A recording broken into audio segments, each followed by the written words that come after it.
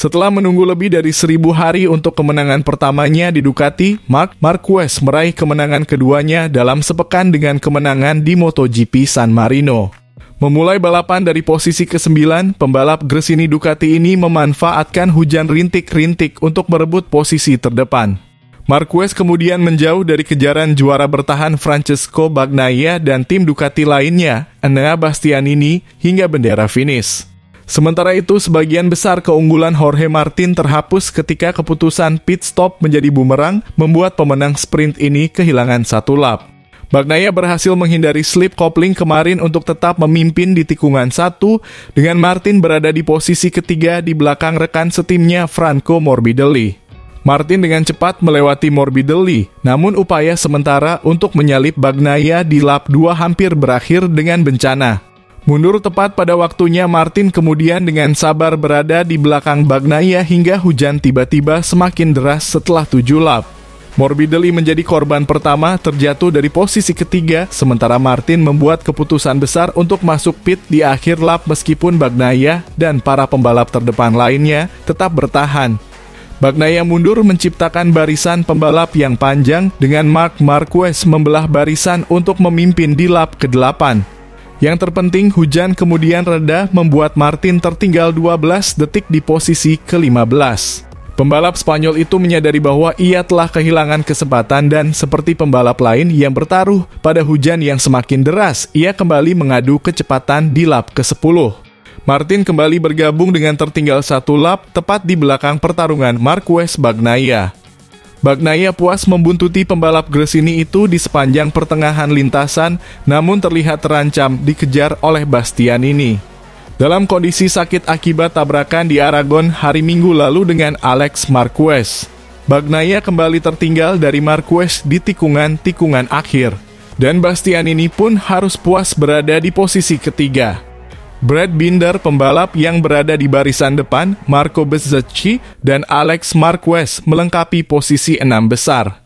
Jack Miller memanfaatkan kondisi licin untuk naik ke posisi ketiga saat hujan turun, sebelum akhirnya turun ke posisi ke-8, tepat di belakang Yamaha yang dikendarai Fabio Quartararo. Rookie KTM Pedro Acosta melakukan serangan awal tetapi kehilangan sayap saat bersentuhan dengan Morbidelli dan kemudian jatuh dari posisi ke-4, bergabung kembali di bagian belakang. Tidak ada Repsol Honda di grid sore ini setelah Luca Marini bergabung dengan rekan setimnya, Joan Mir, yang harus absen karena sakit. Pol Espargaro akan menjalani balapan akhir pekan ketiganya di musim ini untuk KTM, dengan pembalap penguji HRC Stefan Bradl juga akan turun sebagai wildcard akhir pekan ini. Misano akan menjadi tuan rumah 2 seri MotoGP berturut-turut musim ini, dimulai dengan GP San Marino akhir pekan ini. Tes resmi MotoGP akan berlangsung pada hari Senin sebelum kembali ke sirkuit Italia untuk putaran Emilia-Romagna menggantikan India atau Kazakhstan pada 22 September.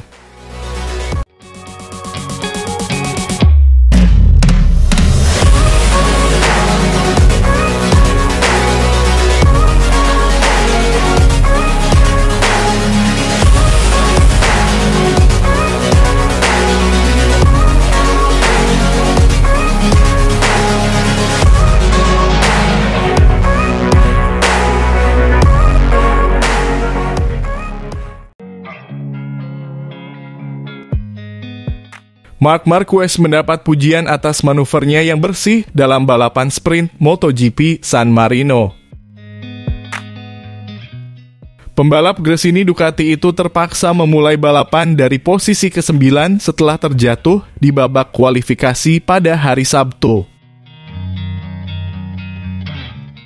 Namun ia melesat melewati Brad Binder dan Pedro Acosta dalam balapan sprint untuk mengamankan posisi P5.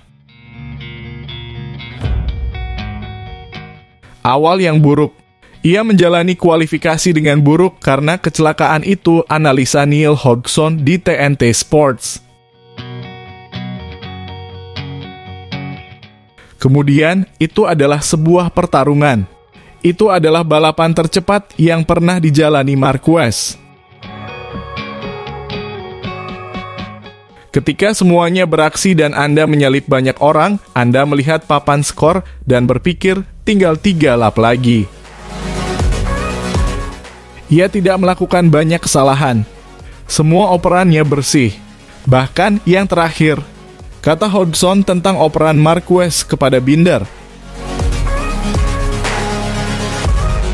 itu semua adalah gerakan yang menentukan.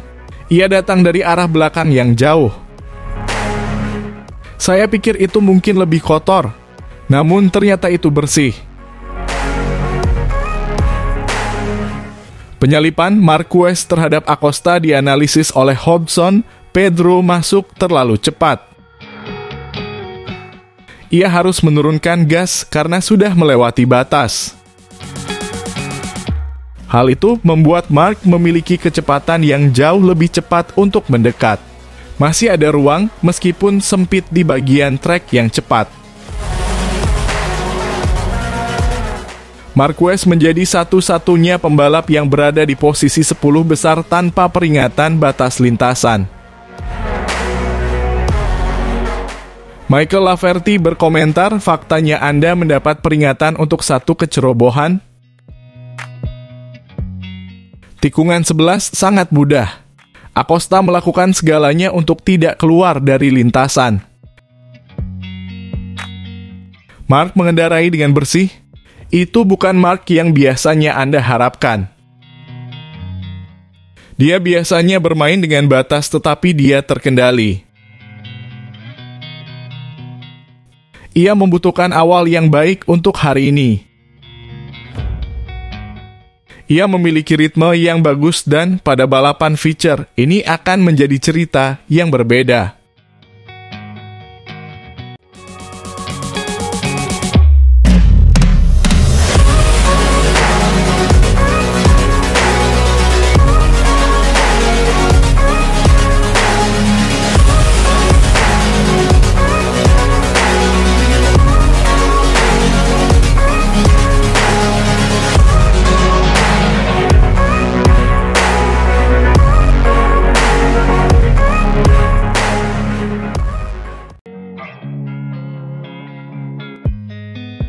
Jorge Martin membuat kejutan dengan mengalahkan pesaing utama Francesco Bagnaia untuk meraih kemenangan di balapan sprint MotoGP San Marino 2024 di kandang sendiri.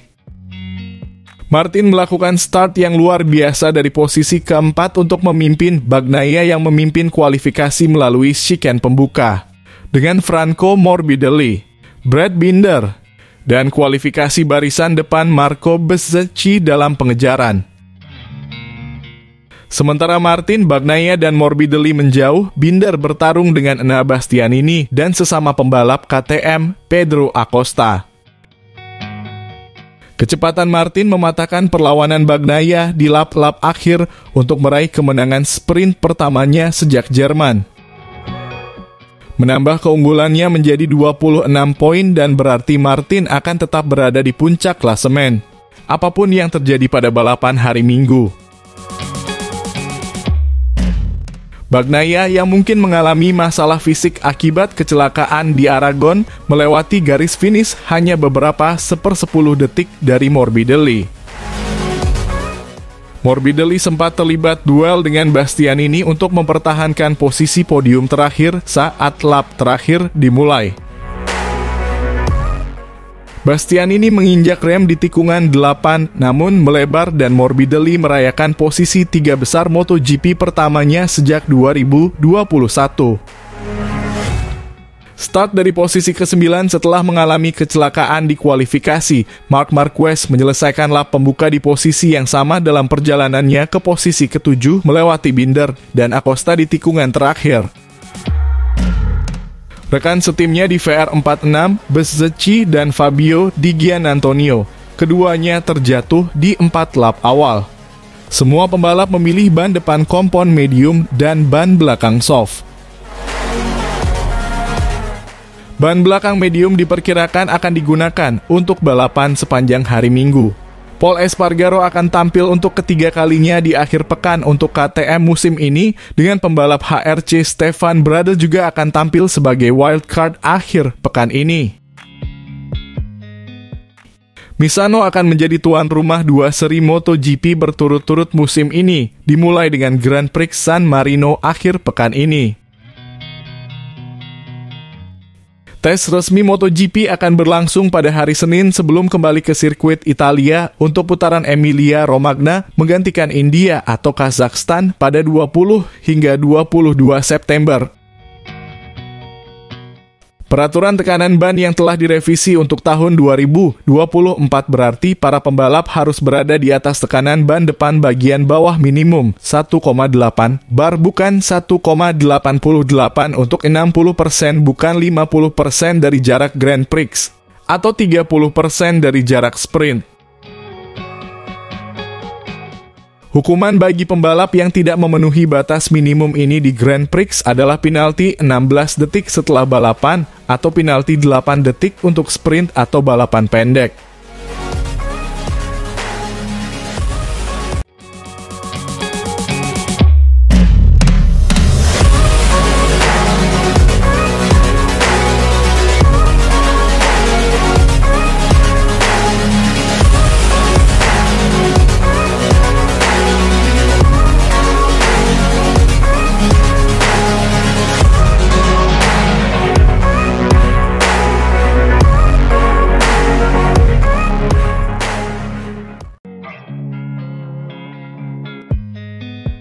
Puig menyoroti kegigihan Marquez setelah kembali meraih kemenangan dan menggarisbawahi pentingnya tekadnya dalam sebuah wawancara dengan El Periodico.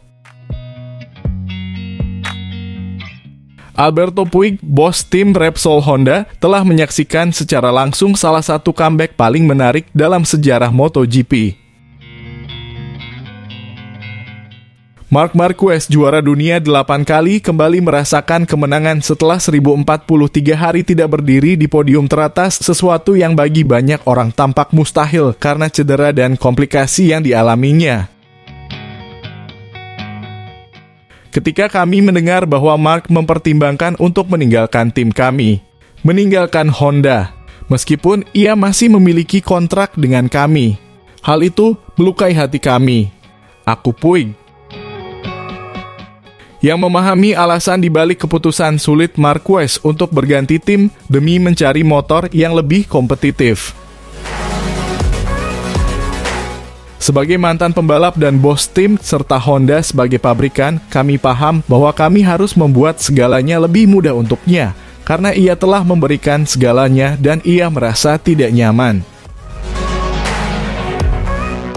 Marc ingin menguji dirinya sendiri, dia ingin tahu apakah dengan motor yang bagus, dia masih bisa bersaing. Puig percaya bahwa Marquez membuat keputusan yang sangat berani, tetapi juga pengorbanan. Saya pikir dia mengorbankan banyak hal saat mengambil langkah tersebut. Dan saya tidak berbicara tentang uang atau bukan hanya uang, kata Puig, menyoroti apa artinya secara emosional bagi Marquez untuk meninggalkan tim yang telah meraih kesuksesan terbesarnya. Terlepas dari situasi tersebut, Puig mengatakan dia tidak pernah meragukan bahwa pembalap Katalan itu akan menang lagi segera setelah dia mengendarai motor yang lebih kompetitif. Seperti Ducati 2023, saya tidak pernah meragukannya.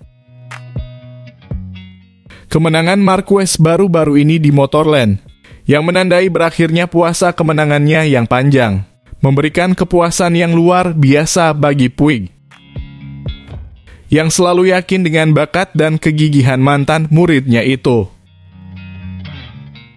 Saya sangat senang dengan kemenangan Marc. Dan saya sudah menduganya, akunya mengingat bahwa dia sudah memperkirakan hasil ini sejak lama, meskipun dia mengaku telah meremehkan perbedaan antara motor Ducati 2024 dan tahun lalu. Saya sudah menduga dia akan menang sebelumnya, tapi saya sangat terkejut dengan perbedaan antara Ducati tahun ini dan Ducati 2023. Perbedaan itu yang penting telah mencegah Marc memenangkan balapan di sepertiga pertama musim ini. Pada akhirnya, Puig mengaitkan kesuksesan Marquez bukan hanya karena kemampuannya mengendarai motor atau motor barunya, tetapi juga karena tekadnya yang luar biasa. Mark menang lagi karena ia memiliki tekad yang kuat, pungkas Puig. Ketika Anda memiliki tekad sekuat dia, mustahil apa yang Anda kejar, apa yang Anda tetapkan tidak terjadi. Bagi bos tim veteran ini, Marquez adalah sebuah fenomena yang tidak hanya berhasil mengatasi kesulitannya, tetapi juga menegaskan posisinya sebagai salah satu yang terbaik di dunia motor.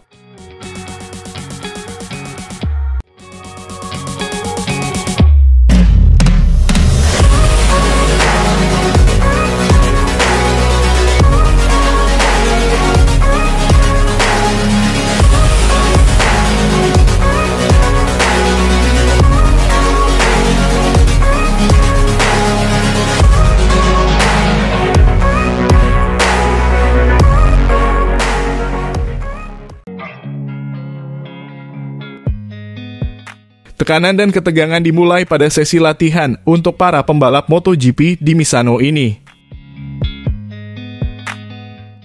Sesi dimulai dengan para pembalap MotoGP memperebutkan tempat di Q2. 10 besar akan menjadi yang terpilih, jadi mereka harus berjuang keras seperti biasa pada Jumat sore. Sejak awal Pedro Acosta berusaha untuk mendapatkan waktu yang baik di posisi teratas, begitu juga dengan Pecco Bagnaia dan Marc Marquez karena tidak mungkin sebaliknya. Selain itu perhatian khusus karena sekali lagi ini terlihat seperti Grand Prix yang bagus untuk pembalap Cervera. Di masa lalu Marc Marquez tidak terlalu buruk di Misano, tapi mungkin kehadiran pembalap Italia itu akan menjadi beban berat akhir pekan ini. Pecco Bagnaia tampaknya berada di posisi yang tepat untuk kembali ke jalur kemenangan, tetapi sekarang Marc tak terkalahkan. Ini bisa menjadi tugas yang sulit bagi pembalap asal Turin tersebut. Sementara itu, Alex Espargaro berusaha untuk masuk ke dalam 10 besar untuk Q2 dan kemudian menempati posisi kedua. Sepertinya akan ada persaingan yang lebih seimbang di antara tim-tim MotoGP akhir pekan ini.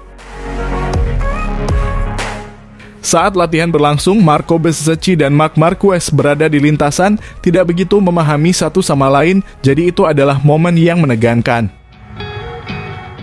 Bastianini tampak terbangun dalam serangan waktu dengan catatan waktu 1 menit 31,067 detik. Yang tidak terlalu diperhatikan sepanjang sesi karena hal itu normal, karena hal-hal lain juga diuji dalam sesi selama 1 jam ini. Pedro Acosta mengalami nasib sial saat sesi masih menyisakan 9 menit lagi, sehingga catatan waktunya berkurang hampir 2/10 detik.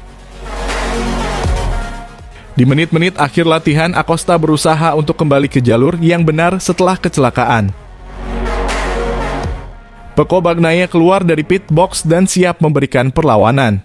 Namun Jorge Martin sudah berada di jalurnya dan dia adalah satu-satunya pembalap yang mencatat waktu di bawah 1 menit 31 detik dengan waktu 1 menit 30,966 detik.